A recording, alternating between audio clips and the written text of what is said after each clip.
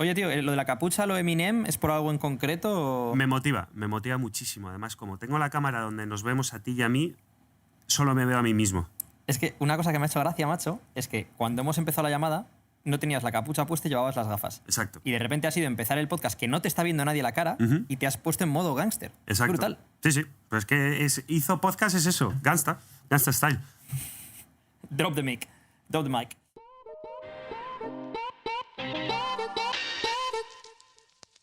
Ok, vale. ¿Qué podcast es este? ¿El 7? Este es el podcast 7. Buenas tardes, Edu. ¿Cómo estás? Buenos días desde Florida. A mí me pillas en buenos días. ¿Qué hora es ahora? Bueno, las 12:30 de la mañana, mira. Sí, a mí me pillas ya buenas tardes, casi buenas noches en Dublín. Dublín, Ireland. Dublín. Esa U es imposible de... Si no has nacido aquí y te has quedado aquí, es imposible de decir, tío, es alucinante. Joder, macho. Este podcast es, como todos, pero este es especialmente especial porque si ya en el podcast anterior me quisiste hacer la prueba de no saber muy bien de qué íbamos a hablar, no hacía falta que me leyera nada, en este ya es absolutamente brutal porque no sé de qué cojones vamos a hablar. En este le he pedido a Carlo, le he dicho de qué libro vamos a hablar, que es Factfulness, que se traduce algo así como veracidad. Bueno, facts son datos, factful sería como veraz o real, factfulness sería algo así como veracidad. Y es un libro de Hans Rosling, que escribió junto con su hijo Ola Rosling y con la mujer de su hijo Anna Rosling Ronlund, no sé si lo he dicho bien, desde aquí perdona a los suecos. Y es un libro muy interesante sobre los sesgos cognitivos que tenemos y sobre las cosas que pensamos de cómo es el mundo y cómo no es así y por qué. Pero no quiero empezar a fondo con ello. Entonces, este podcast vamos a hablar bastante de este libro, pero no quiero hacer lo específico de este libro. Si os mola este podcast, entonces andaremos más a fondo en el libro. Y para empezar el podcast, por esto es por lo que yo quería que Carlos no leyese nada sobre este libro y nada, vamos a hacer un test. Y es un test que yo creo que los que estéis escuchando en casa deberíais hacerlo vosotros también y marcar vuestras respuestas, ¿vale? Marcad. Me pongo muy nervioso cuando la gente dice marcar en un infinitivo. Marcad. Con D. Pregunta número 1. Y voy a ir apuntando las respuestas que tú das, Carlos, y luego te iré diciendo. Perfecto. Vale. En los países de bajos ingresos en el mundo, ¿cuántas niñas crees que acaban la escuela primaria? El 20%, B, 40%, C, 60%. 40%, la B. 40%. Segunda pregunta. ¿Dónde crees que vive la mayoría de la población del mundo? ¿En países de bajos ingresos, países de medios ingresos o países de altos ingresos? O sea, A, bajo ingreso, B, medio ingreso, C, alto ingreso. Te diría la A. Vale. Siguiente pregunta, pregunta número 3. En los últimos 20 años, ¿qué proporción de la población que vivía en extrema pobreza En los últimos 20 años, la población que vivía en extrema pobreza se ha A, duplicado, B, mantenido más o menos lo mismo, o C, dividido por la mitad. Aquí entra China de por medio, ¿eh? Los últimos 20 años China, yo te diría que se ha reducido. ¿Cuáles eran las opciones? A, duplicado, B, igual o C, la mitad. Bueno, la B, porque duplicar y cortar por la mitad me parece mucho, así que diría por la B. Ok, siguiente pregunta. ¿Cuál es la esperanza de vida en el mundo a día de hoy? A, 50 años, B, 60 años, C, 70 años. Good question. Diría 60 años, B. Vale. Siguiente pregunta. Hay 2.000, es que lo estoy leyendo en inglés, sería 2 billones, 2.000 millones de niños en el mundo hoy en día, de entre 0 y 15 años. ¿Cuántos niños habrá de esa edad en el año 2100 de acuerdo a las Naciones Unidas? A, 4.000. B, 3.000. C, seguirá habiendo 2.000. Millones hablamos. 3.000. La B, 3.000. Perfecto. Siguiente pregunta. Vale, y esta te responde a la anterior. Las Naciones Unidas prevén que para el año 2100... no es la anterior. Para el año 2100 la población se habrá incrementado en otros 4.000 millones de personas. ¿Cuál crees que va a ser la razón fundamental? ¿Habrá más niños de menos de 15 años? ¿Habrá más adultos de entre 15 y 74? ¿O habrá más gente vieja de más de 75 años? No quiero decir viejo, es un nombre, más ancianos de 75 años o más. La opción... la A y la C, diría. A menos de 15, B 15 a 74, C 75 más. 75 más, la C. Sí, ok. Espero que en casa lo estéis haciendo también, que esto va a ser interesante. Vale, el número de muertes al año producidas por desastres naturales, ¿cómo crees que ha evolucionado en los últimos 100 años? A, se ha duplicado. B, más o menos lo mismo. C, se ha dividido por la mitad. Te diría que más o menos lo mismo. Ok. Siguiente. En el mundo hay en torno a 7.000 millones de personas. De las opciones que te voy a dar, ¿cuál crees que es más representativa de la realidad? Opción A, 1.000 millones en Europa, 4.000 millones en Asia, 1.000 millones en África, 1.000 millones en América. Opción B, 1.000 millones en Europa, igual que el anterior, 3.000 millones en Asia, 1.000 millones menos que el anterior, 2.000 millones en África, que es 1.000 millones más que el anterior, y 1.000 millones en América, que es lo mismo que el anterior. Es decir, la opción B dice que 3.000 en Asia y 2.000 en África, millones. Esa es la diferencia respecto a 4 y 1. Sí. Opción C, 1.000 millones en Europa, 3.000 millones en Asia, 1.000 millones en África o 2.000 millones en América. Y 2.000 millones en América. La opción de África 2000 y... O sea, la B. La B. Perfecto. ¿Qué proporción de niños de menos de un año a nivel mundial han sido vacunados contra alguna enfermedad? 20% es la A, 50% es la B, 80% es la C. La B. Vale. Vale, el promedio a nivel mundial de hombres de 30 años o sea, el promedio a nivel mundial de cuánto tiempo han ido al colegio los hombres de 30 años es de 10 años. ¿Cuántos años crees que han ido al colegio las mujeres adultas como promedio a nivel mundial? Opción A, 9 años. Opción B, 6 años. Opción C, 3 años. 6 años.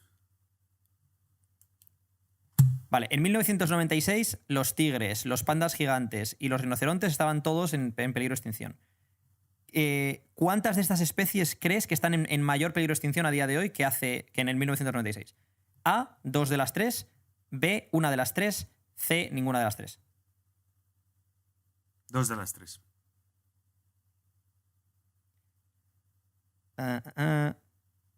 ¿Qué proporción de gente en el mundo tienen acceso a electricidad? No te digo electricidad cojonuda, sino algún tipo de acceso a electricidad, aunque sea inestable y débil o lo que sea, ¿vale?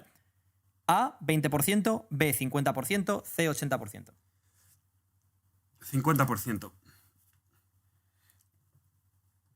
Vale, y esta es la última. Los expertos en cambios climáticos creen que en los siguientes 100 años la temperatura del mundo A aumentará, B se mantendrá igual o C bajará.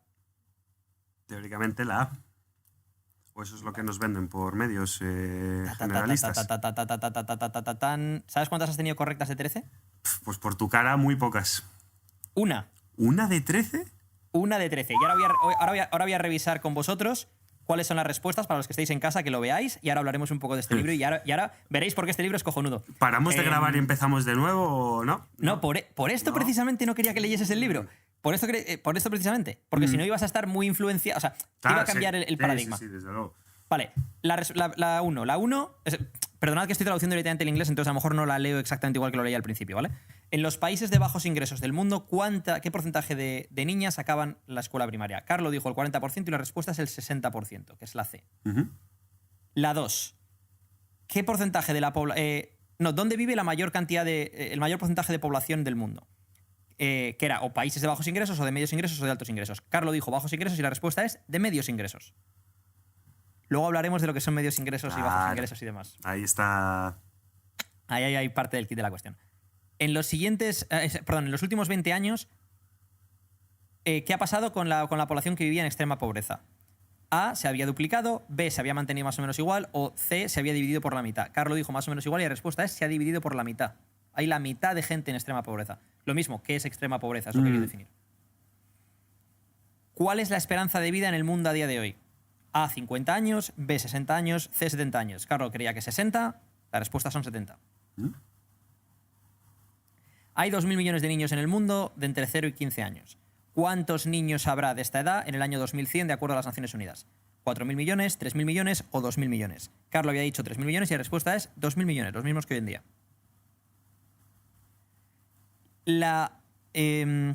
Naciones Unidas predice que en 2100 la población se habrá incrementado en 4.000 millones de personas más. ¿Cuál será la principal razón? A, que habrá más niños de menos de 15 años. B, que habrá más adultos entre 15 y 74, o C, que habrá más gente mayor de 75. La respuesta es la B, adultos de 15 a 74, no la C, que es la que había dicho Carlos. Por cierto, yo hay algunas de estas que ha fallado Carlos, que yo cuando lo hice la primera vez también la fallé. Esta la fallé, y la de la edad también dije 60 en lugar de 70. ¿Cuál es...? No, el número de muertes anuales por desastres naturales, ¿qué ha pasado con eso a lo largo de los últimos 100 años? A, se han duplicado, B, se han mantenido igual, o C, se ha dividido por la mitad. Carlos dijo que igual, y la respuesta es se ha dividido por la mitad. Hay menos de la mitad de muertes por desastres naturales. Hay 7.000 millones de personas en el mundo. ¿Cuál de estas... ¿Cuál de los casos que voy a decir representa mejor la realidad?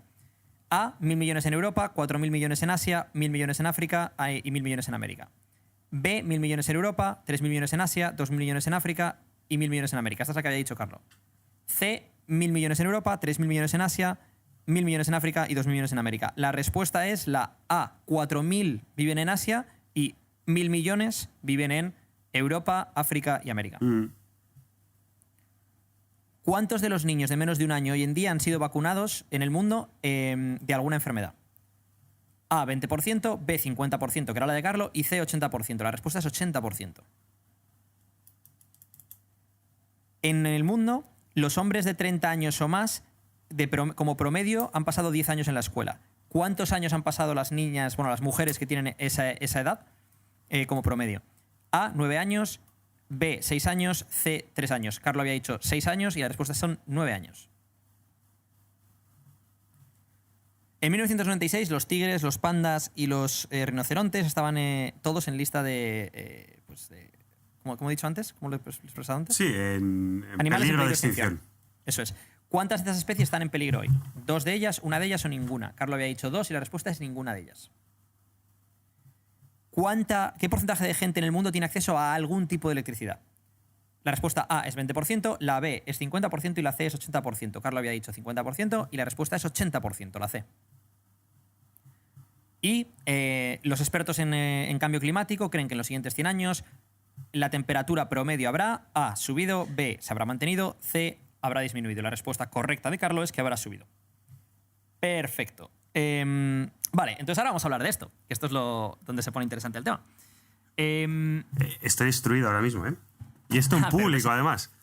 Los que hayáis hecho el test mientras lo vamos diciendo, no ya luego con las respuestas, me imagino que estaréis en una situación similar a la de Carlos, porque de hecho, en el libro una de las cosas que menciona el autor es que si le hiciésemos este test con unos chimpancés del circo, del zoo, y la respuesta fuese, imaginaos, ponemos un cubo con la letra A, otro con la B y otro con la C, y cada cubo lo llenamos de plátanos. Le hacemos una pregunta al chimpancé y el chimpancé va y come del plátano que sea. Estadísticamente los chimpancés acertarían un 33% de las preguntas. Es decir, acertarían 4 de las 12. Y lo harían mejor que el 90% de la gente. Y eso sería, ¿por qué? Porque ellos no tienen ningún tipo de información y nosotros tenemos información errónea en nuestra base de datos. Entonces, vamos a hablar de varias cosas. Lo primero es que nosotros solemos tener opiniones basadas en cómo el mundo era antes de que naciésemos, debido a que es lo que estudiamos en el colegio cuando éramos niños o a lo que escuchábamos en la opinión pública, en casa, nuestros padres, amigos, familiares, etcétera, ¿no? La pobreza en África, la pobreza en este sitio, la pobreza en este otro. Y además decimos África como África en general, sin pensar en que dentro de África hay países con distintos grados de pobreza, dentro de Asia hay países con distintos grados de pobreza y riqueza y demás, ¿no? Y la segunda es, una cosa que yo estoy aprendiendo con este libro es que tener opiniones marcadas o ideas claras sobre cosas sobre las que no conocemos los datos es un gran error, porque no estamos informados, tenemos una opinión desinformada. Y esto nos pasa con muchísimas cosas. En concreto, ¿cuántas de estas preguntas habréis fallado? Y creéis que tenéis la información correcta. Y en parte no la tenéis por lo que he dicho antes respecto a las opiniones basadas en los años 60, 70, 80, que los datos son distintos a los de hoy en día. Y en parte porque lo único que vemos en las noticias es muerte y destrucción. Es decir, solo vemos las guerras, las enfermedades, los desastres naturales y no vemos las cosas buenas que pasan. No salen noticias de cómo ha aumentado la escolarización infantil en países del tercer mundo. No vemos noticias de cómo ha aumentado la escolarización femenina en países del tercer mundo. Lo que vemos es, pues eso, lo que es más dramático, ¿no? Lo que genera más atención. No, y además añado algo que es también tenemos una sobreinformación. Es decir, tú imagínate que tú y yo tenemos un debate sobre algo, sobre cualquiera de las preguntas, y ninguno de los dos sabemos la respuesta. No vamos a discutir sobre ello intentando poner unas bases. Lo primero que vamos a hacer es sacar el teléfono, mirar no sé qué en Google. El dato es 9. Siguiente pregunta. Entonces, esto hace primero que no pensemos sobre aquello de lo que deberíamos tener un debate porque no tenemos esa información y por tanto intentamos debatir y después buscamos la solución. Lo que hacemos es algo muy matemático que es busco la solución, siguiente pregunta, adelantamos. Y con eso no llega a calar dentro y peor aún, buscas un dato en Google y el primero que te salga te lo crees. Exacto. Y a lo mejor no es el dato de, imagínate, de las Naciones Unidas o el dato de... Es decir, ¿la fuente de la que estás sacando ese dato es fiable o le has puesto a Google cuál es el...? Mira, yo recuerdo saca, ¿no? El primer año que estudié periodismo, yo estudié periodismo y derecho, una de las asignaturas que más molaban, desde luego, no sé ni el nombre. Y sé que el profesor unos años después murió incluso. Pero me encantan los datos que das de esa asignatura. Sí, no me acuerdo el nombre y creo que el profesor murió. Pero... El tío la guiñó. Pero molaba mucho la clase. Y básicamente se basaba en ver las conexiones empresariales que tenían los grandes medios de comunicación. Entonces veías... Lo primero que veías es que todos los medios estaban dirigidos por... No dirigidos, pero estaban comprados, tenían un share de grandes empresas y además entre ellas tenían diferentes conexiones. Por tanto, medios como, por ejemplo, en España La Razón y La Sexta, que ideológicamente pueden estar tan en las antípodas, realmente quien aporta ese dinero, ese share y toda esa inversión de dinero viene del mismo grupo. Por tanto, ¿eso qué te quiere decir? Bueno, esto que has dicho, una cosa, esto que has dicho, ¿has comprobado si en el caso concreto de esos dos el dinero viene del mismo grupo o estás poniendo un ejemplo? En la época sí. En la época sí pasaba. Ahora mismo pues puede haber habido movimientos empresariales como los que veníamos hablando, ¿no? Pero en la época sí, vamos, yo creo recordar que sí. O si no, hice muy mal examen. Otra cosa importante, creo que debemos de denotar que correlación no implica causalidad, ¿no? Es decir, puede haber una correlación, por ejemplo, entre la cantidad de accidentes de tráfico. Se incrementan los accidentes de tráfico a la vez que se incrementa el consumo de plátanos. Sí, vale, claro. hay una correlación directa. Pero ¿hay una causalidad? Pues no tiene nada que ver que haya accidentes de tráfico con que comes plátanos. Si dijésemos que hay una correlación entre la cantidad de accidentes de tráfico y las horas de sueño de la gente o el consumo de alcohol, pues podríamos encontrar causalidad. Pero eso creo que también es importante. Muchas veces, muchos de los datos, la gente se basa en correlaciones sin que haya causalidad entre una cosa y la otra. Vale, a mí personalmente cuando hice este test me ayudó el hecho de haber viajado bastante, porque aunque, bueno, ves lo que te dejan ver y lo que tú quieres ver, sí que muchas de estas preguntas tuve las respuestas correctas en base a lo que yo había visto, gente que había conocido, por ejemplo, cuando he trabajado con gente de India y a lo mejor su nivel educativo es alto. Y digo, coño, esto yo no me lo esperaba, ¿no? Y luego te das cuenta de que no, bueno, es que reciben una educación pues, primaria todos, secundaria muchos de ellos. India no es un país pobre, es un país de ingresos medios en base a lo que luego discutiremos. Entonces, eso también hay que tenerlo en cuenta, ¿no? Quiero abordar dos de las preguntas para entrar un poquito más en detalle, para que veáis lo que podríamos tratar en un futuro si hablamos de todas ellas, por si os interesa que tratemos todas ellas en un futuro. Entonces, la primera que voy a abordar es el tema de las vacunas, ¿vale? Y es... tema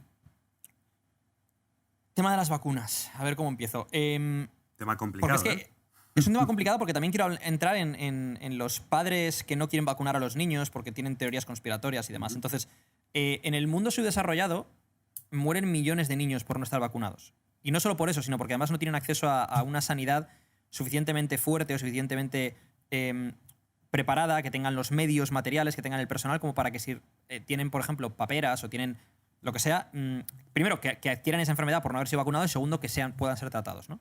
Y creo que con el tema de las vacunas en el primer mundo, lo que pasa es que puedes tener padres que deciden vacunar a sus hijos, que serán el 95%, y tienes a lo mejor un 5% que deciden que no, que teoría conspiratoria y no vacuna a mi niño. Y no hay consecuencias porque el otro 95% está vacunado. Entonces, como el otro 95% está vacunado, no hay una epidemia, no hay un contagio. Entonces, ese niño no es que, pues yo no... Porque luego la gente basa sus conclusiones en esos hechos, ¿no? Yo no vacuné a mi hijo y nunca le pasó nada. Nos ha jodido porque el otro 95% de la gente sí vacuna a los suyos. Si no hubieran estado todos los demás vacunados, a ver qué hubiera pasado con tu hijo. Y a lo mejor tu hijo se coge, imagínate, varicela, y la varicela a día de hoy en el mundo desarrollado no es un problema, más allá de que te vaya a dejar alguna marca estética, pero no es un problema a nivel de secuelas para toda la vida graves que te vayan a afectar a tu desarrollo o que vayas a poder morir de ella. ¿Por qué? Porque hay pues eso, un sistema de salud avanzado, accesible y demás, ¿no? En concreto, en España tenemos el Sistema Nacional de Salud, que tenemos una cobertura universal y gratuita. Es decir, asistencia sanitaria para todos, independientemente incluso a día de hoy de tu situación legal en el país. Con lo cual, la consecuencia es que estás unos días enfermo y punto, ya está.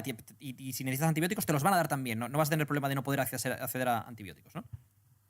Sí, además, hay un efecto, ahora mismo no recuerdo, lo estoy hablando, como sabes, tengo muchos amigos que son médicos y justo hablábamos de esta temática y hay un efecto que no recuerdo muy bien el nombre, pero era básicamente que como lo que decías tú, que el 95% de la gente está vacunado, lo que está haciendo es que no haya una fuerza de ese virus. Pero ojo, también lo que me decían, lo que puede pasar es lo contrario, que en un punto haya un caos porque una persona no se vacune, porque la otra no se vacune, porque la otra no se vacune, como no esté pasando nadie se empieza a vacunar, porque estos son modas, y esos virus vuelvan a la sociedad y además de otra forma.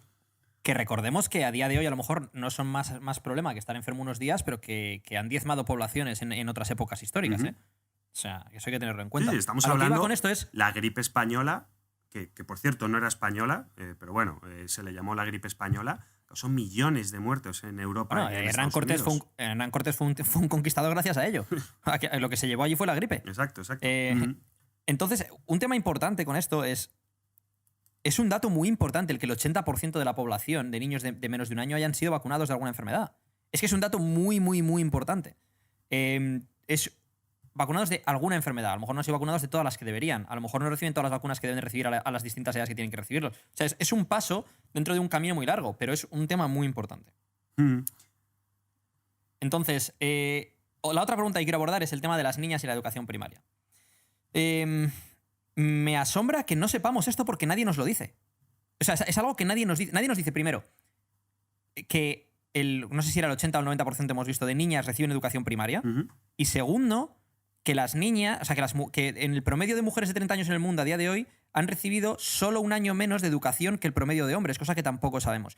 Con esto quiero dejar claras varias cosas. Lo primero, es una noticia súper importante y que no la conocemos. Y lo segundo, esto no quiere decir que haya equidad. Y esto no quiere decir que, por ejemplo, que las mujeres, lo que he dicho antes, solo un año menos de educación. Bueno, es que no deberían de tener ningún año menos de educación.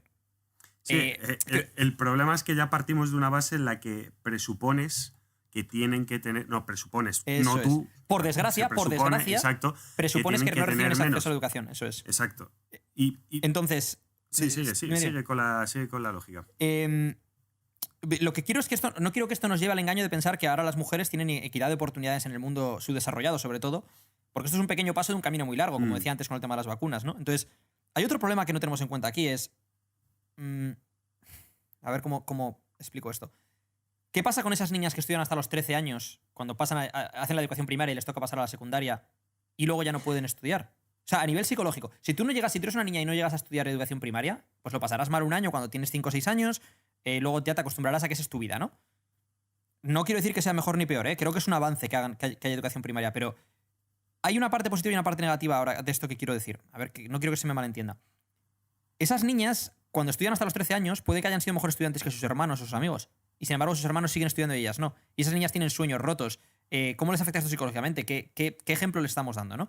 Pero por otro lado, gracias a que han estudiado durante esos años, no solo han recibido una mayor educación que les va a ayudar en su vida, sino que gracias a eso empieza a haber un activismo civil de defensa de los derechos de las mujeres, porque esas niñas han recibido suficiente educación como para darse cuenta de lo que se están perdiendo. Si nunca hubieran ido al colegio, nunca se hubieran dado cuenta realmente de eso. Que creo yo, no sé, ¿eh? Sí. Y además, aquí volvemos a meter algo que hila mucho con lo que decías al principio, que muchas veces tenemos conocimientos basados en la antigüedad. Aquí es lo mismo, es decir, el acceso a información que nosotros tenemos actualmente desde los últimos 10 años, nosotros hablo el planeta entero, no Internet, solo... ¿no? Claro, no solo Europa Internet, sino en África existe Internet, en África hay Internet. El acceso que tienen esas niñas, por ejemplo, por poner un ejemplo concreto, es mucho mayor que el que esas niñas tenían hace 20 años. Por tanto, hace 20 años esas niñas ni se planteaban escenarios posibles que no fueran su pueblo y los alrededores. Sin embargo, ahora ven que otras niñas en otra parte del mundo tienen esa oportunidad y piensan. Y encima, como han llegado, como dices tú, a esa educación un poquito superior en la que ya hay algo estructurado, ya hay unos cimientos, unas bases en su cerebro, ya hilan cosas y ya hay ese activismo civil, como dices tú, que exige más. Eso Aparte de que, gracias a Dios, en los países civilizados apostamos por esas cosas y estamos empezando a apostar por esas cosas, no solo en nuestras sociedades, sino en las sociedades a las que Porque antes hemos tanto quitado. Es una vergüenza que no haya igualdad de oportunidades. Yo he tenido varios debates yo sobre este tema con gente, porque, a ver, yo no estoy de acuerdo con la igualdad de resultados, estoy de acuerdo con la igualdad de posibilidades. Es decir, si todos tenemos la misma igualdad de oportunidades, todos empezamos la carrera desde el mismo sitio. Ahora, imaginaos que es una carrera corriendo, de una maratón. Igualdad de resultados es que nos obligasen a todos a llegar a la vez. Entonces, no, igualdad de resultados, o sea, va a haber diferencias en los ingresos de cada persona, en base a su trabajo, en base a sus oportunidades, en base a... La suerte que ha tenido en su vida, incluso. Haber nacido en una parte o en otra, haber ido a un colegio u otro, haber tenido un grupo de amigos u otro, una familia u otra, luego su esfuerzo, su capacidad intelectual. La capacidad intelectual, por cierto, esa es otra. Tenemos que intentar buscar igualdad de oportunidades dentro de lo que podamos igualar. Porque, por ejemplo, si tu capacidad intelectual es superior a la mía, eso no es algo que vayamos a poder igualar. Y es injusto, pero así es la vida. Es decir, siempre va a haber desigualdad en ese sentido, ¿no?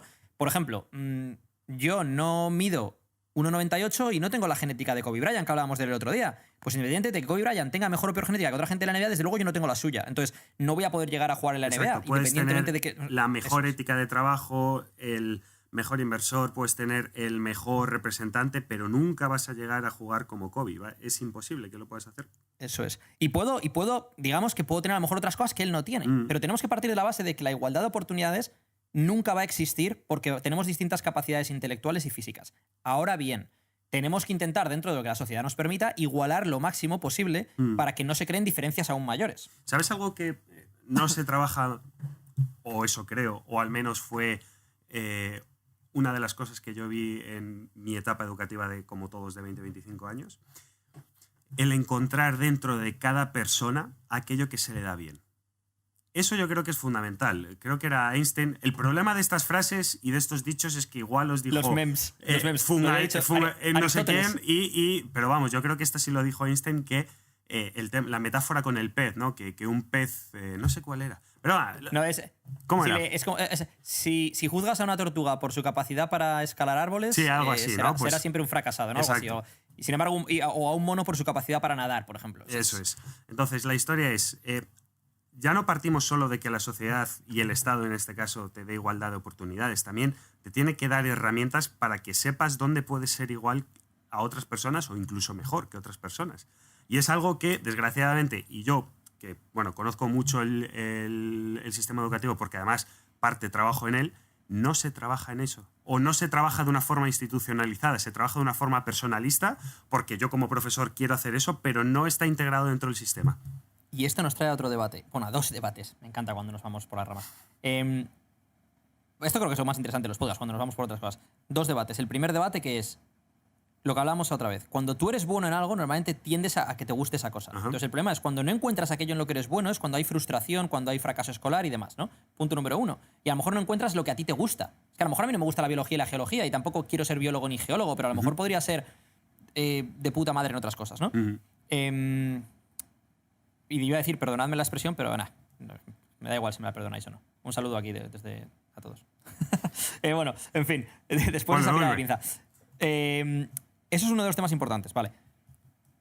Y luego el otro que tenía en la cabeza, que espérate un segundo que se me acaba de ir, que tenía que ver con eso, con el autoconocimiento, ¿no? Ah, vale, nos enseñan desde que eres pequeño que tienes que tapar los agujeros en tu juego, ¿no? Your holes in the game. Es decir, que intentes trabajar en tus debilidades. Y yo no estoy de acuerdo. Yo creo que depende de si esas debilidades son necesarias o no en tu día a día. Por ejemplo, si tú eres muy torpe socialmente, probablemente tengas que trabajar en ello porque lo vas a necesitar sí o sí en tu vida.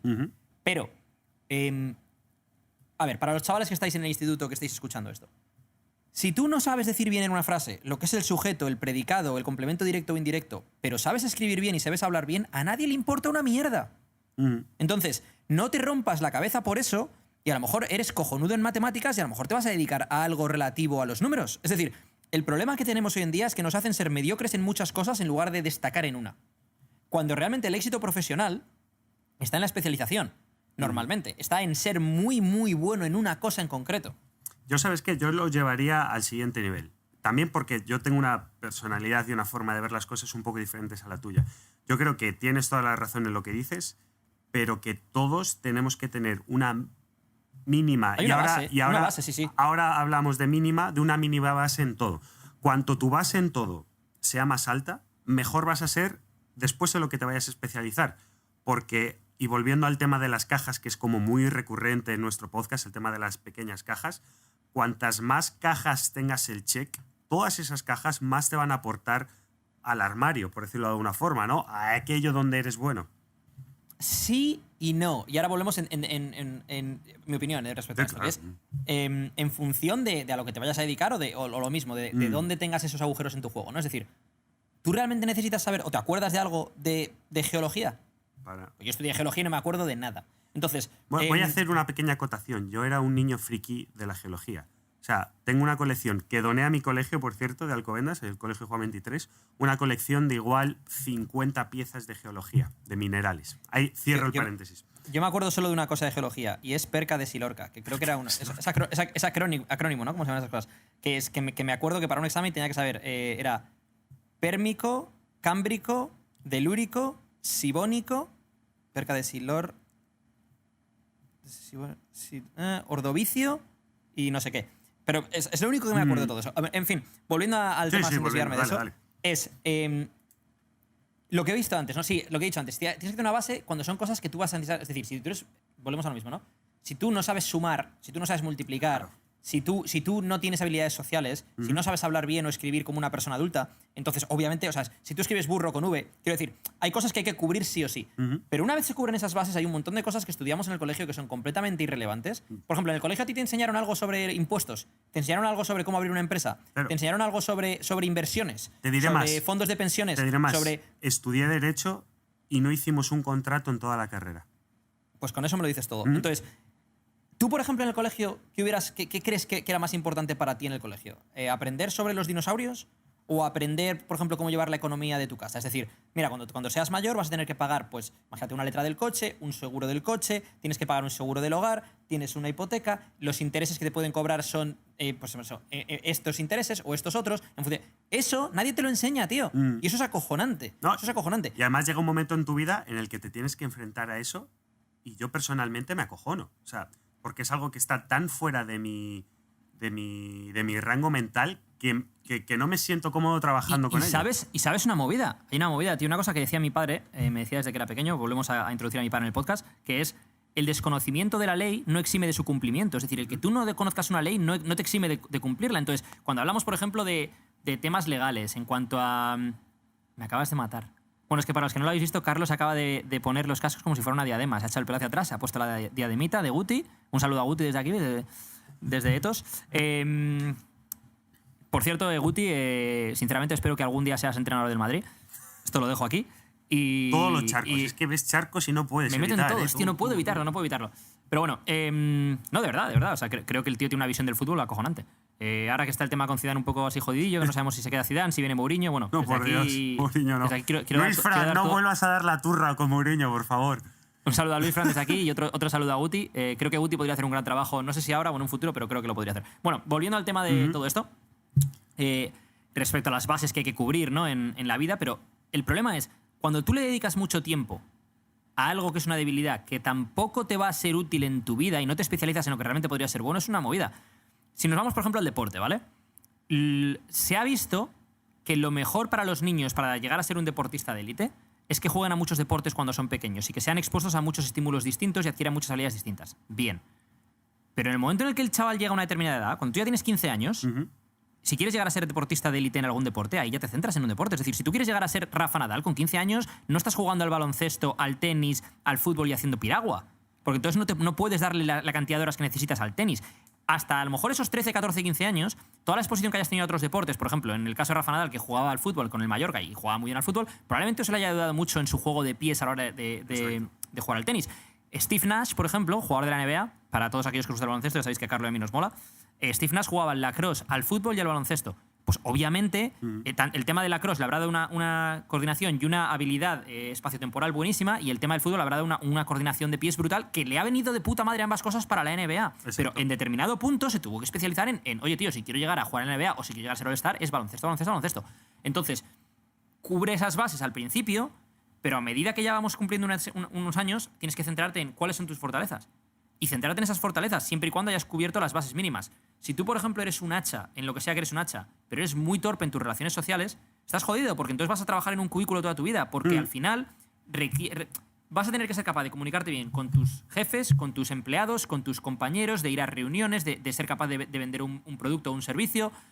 O sea, tienes que tener una serie de habilidades sociales mínimas, pero una vez hayas cubierto esas habilidades sociales mínimas, si quieres realmente destacar en algo, tienes que especializarte en algo. Y eso pasa ahora, y no solo hablemos de niños, hablemos de gente, bueno, ahora que dicen que se avecina otra crisis económica, la crisis económica pasó que muchísima gente... Pero hemos salido. Bueno, más o menos, ¿no? Pero bueno. Un saludo a Pedro Sánchez desde aquí. Mucha gente de 35 a Vale, no me meto en política, no me meto en política, prometo, no me meto en eso es lo único que hemos dicho. No hables de política, venga.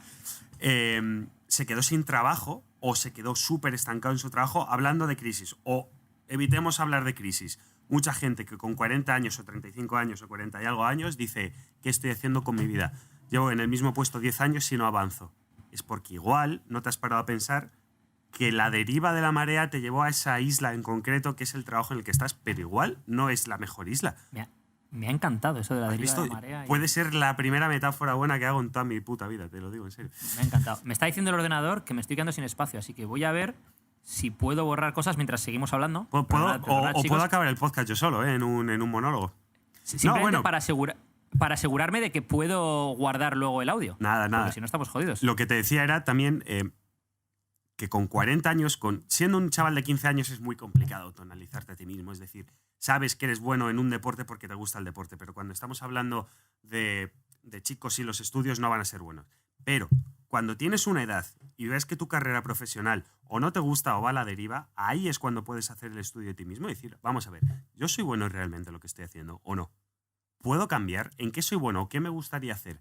Y empezar a trabajar en un proyecto paralelo, irte a formar en otras cosas y poco a poco empezar. De hecho, muchos de los grandes empresarios... Vale, te quiero hacer aquí un pequeño corte, porque esto es importante y esto va en línea con el estoicismo del otro día, con el tema de la autoexigencia. Uh-huh. Si tú tienes un trabajo de 8 a 5, de 10 a 7, lo que sea, y quieres trabajar en un proyecto paralelo, ¿cuándo lo haces? ¿Yo? ¿Cuándo lo haría? Antes de ir a trabajar. O sea, ¿te levantarías a las 5 de la mañana para hacerlo? Sí. Otra opción sería a lo mejor hacerlo a las 8 de 8 a 12, por ejemplo, ¿no? Pero, ¿y si tienes hijos? ¿Y si estás cansado? ¿Y si...? Un saludo aquí a todos aquellos que no os exigís, pero que queréis más de la vida.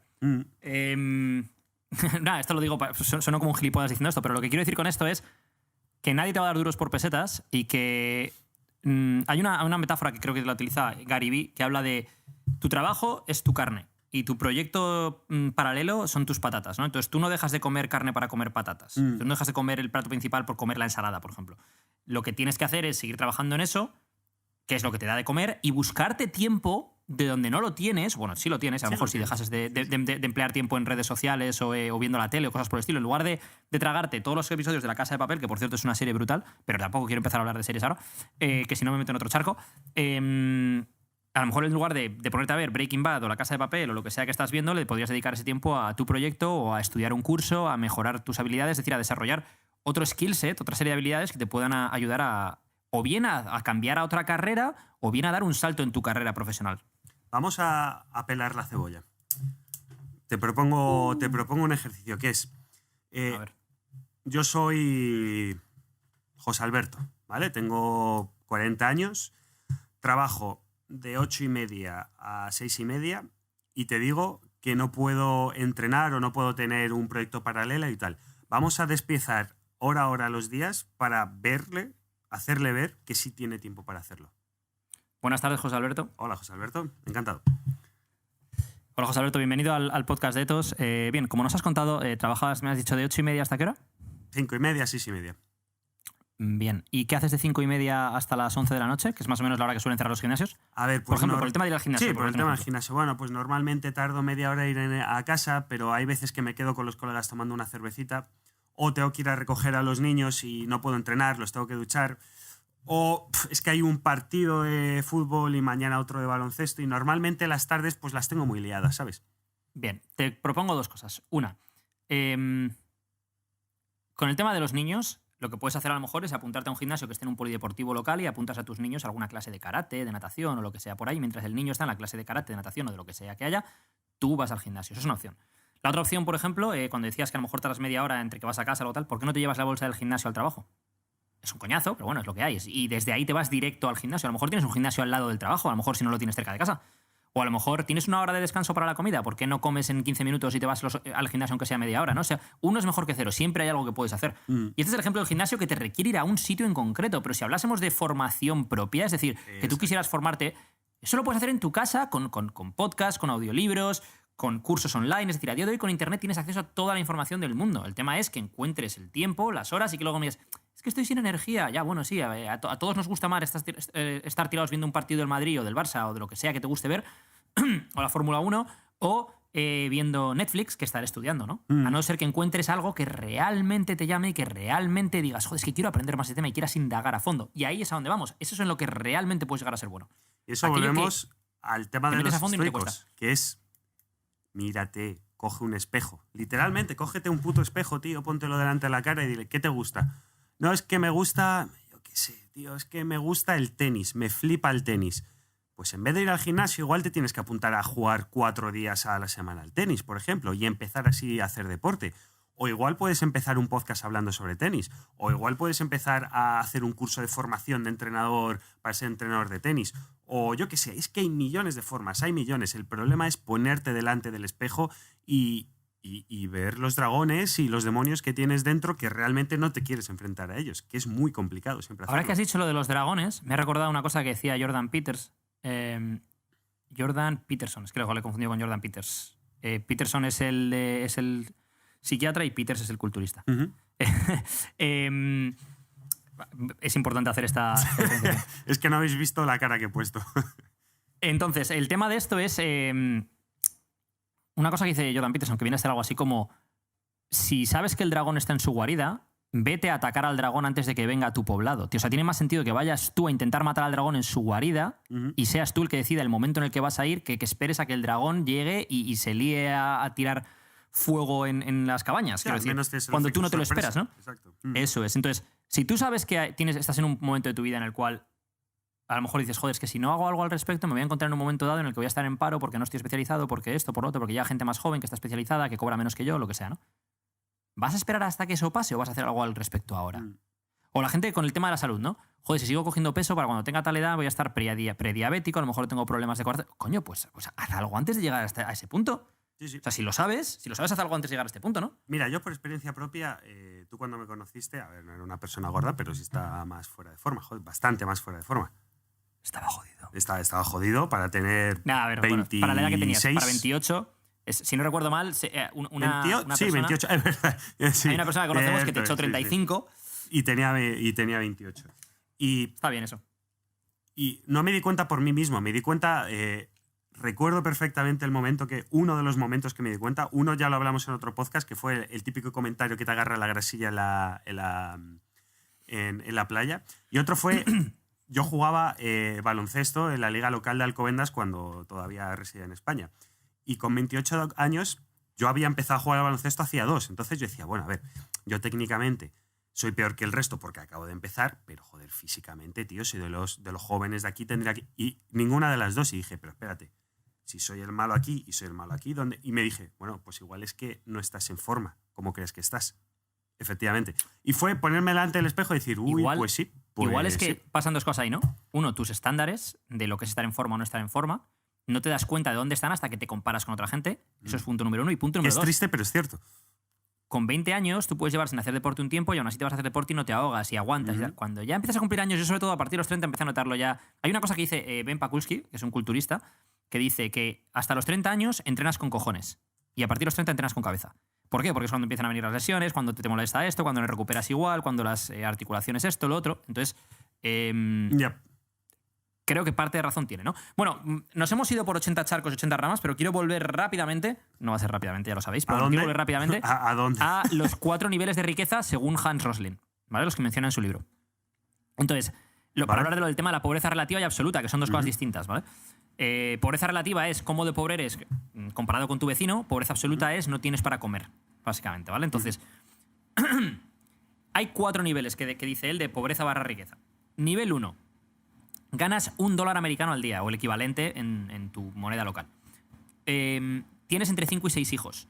¿Por qué tienes más hijos? Esto es una cosa importante. Cuando estás en los niveles más bajos, tienes más hijos porque probablemente si enferman morirán. Y porque probablemente necesites a tus hijos para que trabajen las tierras que tienes para poder comer, ¿vale? Y aparte de que no tienes acceso a métodos anticonceptivos y demás. Ganas $1 al día. Tienes de 5 a 6 hijos que andan durante horas con un cubo de plástico para ir al pozo más cercano a sacar agua. Y a la vuelta recogen madera para preparar un fuego en casa. Porque no tienes electricidad ni nada para cocinar. Cuando lleguen a casa y prepares el fuego, les prepararás unas gachas de avena. Una comida al día y es la misma todos los días. El medio de transporte es andar, descalzo.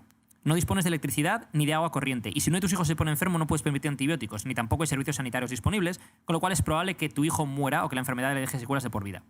En torno a 1.000 millones de personas viven así hoy en día. Nivel 2. 1.000 millones de personas. 1.000 millones de personas. Nivel 2, que es en donde está más parte de la población, dentro de los 4 niveles. Nivel 2. Por cierto, entre el nivel 1 y el 2 está más de la mitad de la población del mundo. Nivel 2. Ganas... lo que pasa es que... Bueno, luego volveremos a esto. Lo que pasa es que pobreza absoluta es el nivel 1. Es decir, gente que se muere de hambre y cosas por el estilo. Nivel 2 ya no estás ahí. Eres pobre comparado con los demás, pero ya no estás en ese punto. Y una cosa que es importante, quiero remarcar antes de ir con los siguientes niveles, es los países desarrollados de hoy en día, a principios del siglo XX, estaban todos en nivel 1 y 2. Y han evolucionado todos a lo que es a día de hoy nivel 4. Sí. Entonces, es una cosa a tener en cuenta. Muchos de los países que hoy están en nivel 3, hace nada estaban en nivel 2. Muchos que están en nivel 2, hace nada estaban en nivel 1. Es decir, el mundo va mejor. Y no nos damos cuenta de que España, Suecia, Inglaterra, a principios del siglo XX, incluso hasta el año 1930, no pasaban del nivel 2. Y en principios del siglo XX, nivel 1. En algunos casos. Hay cosas que tenemos que tener en cuenta, ¿vale? Sobre esto. Nivel 2. Ganas $4 americanos al día o su equivalente en otra moneda, ¿no? La que sea. Ahora puedes comprar algo de comida que no hayas sembrado tú mismo. Puedes comprar unas gallinas y así tener huevos de forma recurrente. Tus hijos ya no van descalzos porque has podido ahorrar para comprar unas sandalias baratas. Y es posible que incluso hayas comprado una bicicleta para que al ir a recoger el agua no tengan que andar 30 kilómetros y puedan ir en bicicleta. Lo mismo, van con un cubo de plástico, recogen el agua en un pozo que hay en no sé dónde y vuelven con ese agua. Todavía no tienes agua corriente. Es posible que tengas acceso limitado e inestable a electricidad. Esto quiere decir que puedas encender alguna bombilla de vez en cuando en casa, no que tengas como para cocinar con ello. Para cocinar probablemente tengas una cocina de gas muy rústica, muy rudimentaria, pero ya no tienes que encender fuego con leña. Si alguno de tus hijos se pusiese enfermo de gravedad, probablemente tendrías que vender todas tus posesiones para poder permitirte la asistencia sanitaria o los antibióticos y volverías al nivel 1. En torno a 3.000 millones de personas viven así. Nivel 3. Ganas $16 al día o el equivalente. Probablemente tengas varios trabajos y trabajas de 14 a 16 horas al día, pero por fin has salido de la pobreza más extrema. Es decir, ahora mismo ya no eres pobre, entre comillas. Tienes agua corriente y electricidad en casa. Por fin tienes una nevera, con lo cual puedes tener comida allí. Además, gracias a la electricidad, tus hijos pueden estudiar y hacer los deberes, ya que el anochecer ya no es impedimento para ellos, cosa que sí lo era en los otros 2 niveles. Y tampoco emplean varias horas al día en tener que ir a por agua. Es decir, los niños de los niveles 1 y 2 no pueden estudiar prácticamente. No tienen ni tiempo ni medios. Ni medios en cuanto a que, bueno, pueden ir a tener una educación primaria mayor, o sea, mejor o peor dentro de la zona, pero no pueden estudiar en casa, no tienen luz, etc. Tal vez hayas podido ahorrar suficiente como para comprar una moto barata que te permite ir a alguna fábrica de la ciudad más cercana, donde puedas a lo mejor ganar más dinero y que tus hijos algún día tengan acceso a educación superior. Y de esa forma puede que algún día lleguen al nivel 4. En torno a 2.000 millones de personas viven así hoy en día. Y ahora lo más interesante de todo. Si estás escuchando este podcast, probablemente estés en el nivel 4 y seas de la población rica del mundo y a lo mejor muchos de vosotros ni lo sabéis. Nivel 4, ganas más de $32 al día. $32 al día estamos hablando de $900 al mes, que son en euros unos 800. Si estás ahí, eres de la población rica del mundo. Si estás escuchando este podcast, seguramente te encuentres en este nivel. Significa que tienes agua corriente, tienes electricidad, probablemente tengas transporte motorizado, acceso a educación primaria y secundaria, transporte público y un largo etcétera de cosas que damos por sentado en nuestro día a día y que 6.000 millones de personas en el mundo no tienen, ya que en torno a 1.000 millones de personas vivimos en el nivel 4.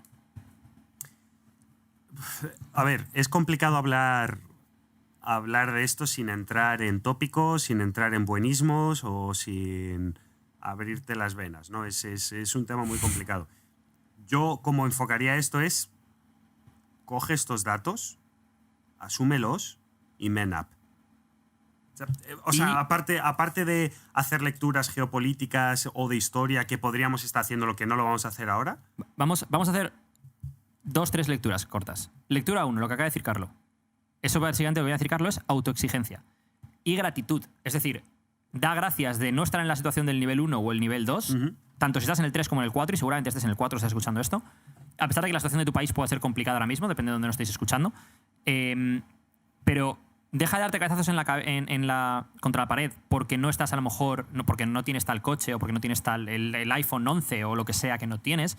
Aprecia lo que tienes y las oportunidades que te brinda el estar donde estás ahora mismo respecto a otros países. No te compares con la gente que está en el punto más alto, en el 1% de la riqueza mundial, que por cierto creo que el 1% de la riqueza mundial, y esto es algo que sorprendería mucho a la gente, no sé este dato exacto, curiosamente hoy hemos estado hablando de la veracidad de los datos, pero me suena que el 1% de la riqueza mundial está en torno a 3.000 o 4.000 dólares al mes. El 1%, ¿eh? Es decir, cuando hablamos normalmente del 1% de los más ricos pensamos en megamillonarios. No, ese es el 0, ese es el 1% dentro de los ricos. Exacto. Sí. Ese es el 0,01. El 1% es gente que gana 3.000 dólares o más al mes, creo que es. De nuevo, no me citéis con estos datos porque tendría que comprobarlo, pero me suena que lo leí hace poco. Entonces, lectura 1, autoexigencia y gratitud. Es man up, que ha dicho Carlos, ¿no? Lectura 2, muchas veces hay... Iba a decir tendencias xenófobas, pero tampoco lo quiero llamar así porque muchas veces es por ignorancia, no por xenofobia. Gente que dice, no, pero es que los que están en estos países o los de tal raza o tal otra no pueden vivir como nosotros o no pueden llegar a estar como estamos nosotros o X o Y. Y eso es ignorancia pura y dura. El problema es que muchas veces también la ignorancia y el racismo van de la mano y la ignorancia y la xenofobia van de la mano, ¿no? Cuanto más educado estás, probablemente menos racista o xenófobo seas. Entonces, es que nuestros países, los países más civilizados y que están en la mejor situación del mundo ahora mismo, hace no demasiados también estaban en el nivel 2, en el nivel 1, en el nivel 3. Es decir, y que hay muchos países que hace poco estaban en el nivel 1, ahora están en el 2 o en el 3. Muchos países que estaban en el 2, ahora están en el 3 o en el 4. Y de hecho... El mundo se está globalizando y es una cuestión de dar oportunidades para que puedan darse esas situaciones. Es decir, que hay una serie de infraestructuras, que hay una serie de infraestructuras también a nivel social, que hay una construcción social que permita que los que están en el nivel 1 o en el 2 puedan acceder a más niveles. Es decir, cuando llegas a un país en el cual la educación secundaria no ocurre, pues creo que mi internet está fallando otra vez. ¿Me oyes? ¿Me oyes? Me oyes. Vale. Pues obviamente el nivel educativo va a ser menor, las oportunidades van a ser menores en todos los sentidos. Entonces, lo que quiero decir con esto es no solo autoexigencia y gratitud, sino un poquito menos de ignorancia y de juzgar a la gente que está en una situación peor que la nuestra y darnos cuenta de que a lo mejor están en esa situación no porque sean más o menos listos, no por el color de su piel, sino porque no han tenido las mismas oportunidades. Y si esas personas hubieran nacido en nuestro mundo, con nuestras oportunidades, probablemente serían pues como tú y como yo. Porque muchas veces tendemos también a juzgar a gente en plan, es que mira, esta gente no tiene educación o esto, otro. Además me encanta la frase de esta gente, pero ¿cómo que esta gente? O sea, ¿qué es esa diferenciación? Y hablamos de no tienen esta educación o esto o lo otro, o en cuanto a derechos civiles y cosas del estilo, ¿no? Y en muchos casos no nos damos cuenta de que al final y al cabo nosotros somos como animalitos, ¿no? Simplemente que somos animalitos racionales. Pero si a ti como animalito que eres, si tú eres un perro y no te han enseñado a cagar fuera de casa, pues crees que cagar dentro de casa está bien. Entonces, mucha gente que a lo mejor no comparte tu ideología sobre el mundo y sobre las oportunidades, no la comparte porque nadie le ha enseñado lo que le tiene que enseñar, no ha tenido acceso a la misma cantidad de información que has tenido tú, ni de una forma a lo mejor tan objetiva como la hayas podido tener tú, y por eso su visión del mundo es distinta a la tuya. Su nivel formativo y sus oportunidades han sido distintas. También, y sin entrar en geopolítica, que es un tema que me flipa, ya lo sabes, también hay que tener en cuenta que todas las estructuras, o una gran parte de las estructuras que tenemos de los últimos 80, 90 años aquí en Europa, ha sido gracias a expoliar y a hacer cosas que no eran muy bonitas en esos países a los que ahora criticamos a esas personas, ¿no? Es decir, África, Asia, India, etcétera, etcétera, Filipinas, etcétera, etcétera, las hemos expoliado lo suficiente como para nosotros durante 100, 150 años crear unas estructuras que nos han llevado a estar donde estamos ahora. Entonces, hay que tener eso en mente. Hay que tener eso en mente. Y creo que la última lectura de esto es dejemos, y yo el primero, de tener fuertes opiniones o marcadas opiniones, como queráis llamarlas, sin tener datos fiables para tener esas opiniones, porque estamos basando nuestras opiniones en subjetivismo, en nuestra forma de ver el mundo a través de nuestro prisma, sin tener los datos necesarios como para poder juzgar adecuadamente. Y, ¿Sabes un ejercicio que me gusta hacer a mí mucho? Que es, yo siempre lo digo de coña, pero es totalmente cierto, que es cualquier teoría conspirativa, conspiranoia, ¿cómo es la palabra? Se llama teoría conspiratoria o la conspiranoia. O la por conspiración y paranoia. Los había mezclado. yo de base me la creo, siempre. Cualquier cosa, me la creo. ¿Por qué? Porque yo me lo creo y lo primero que hago es meterme al ordenador, al móvil, a decir, a ver, ¿de dónde viene esto? Vamos a investigar. Quería cerrar el podcast, pero... Y te ha abierto un melón. Es que sí. Te ha abierto un melón. ¿El mundo es plano o no?